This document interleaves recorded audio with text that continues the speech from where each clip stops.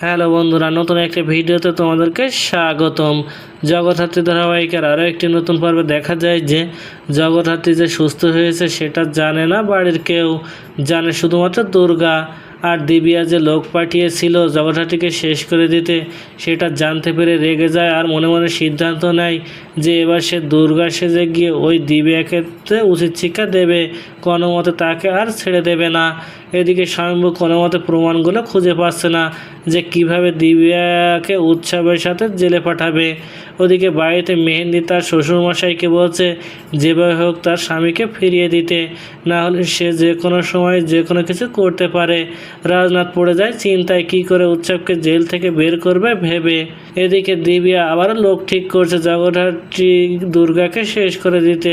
এটা জানতে পেরে নিজেকে আর ঠিক রাখতে পারে না দুর্গা, নিজে সেই গানটা বের করে চলে আসে দিবিয়ার অফিসে আর সোজা শ্যুট করে দিবিয়ার গায়ে, আর সেটা লেগে দিবিয়া জ্ঞান হারায়। আর এই খবর পেয়ে সেখানে ছুটে যায় স্বয়ম্ভু আর সিসিটিভি ফুটেজ দেখে জানতে পারে যে দুর্গা এসে এই কাজ করেছে। আর স্বয়ম্ভু বাড়িতে ফিরে দুর্গাকে অ্যারেস্ট করতে এসে দেখে যে দিবিয়ার পাশের বেডে শুয়ে রয়েছে দুর্গা।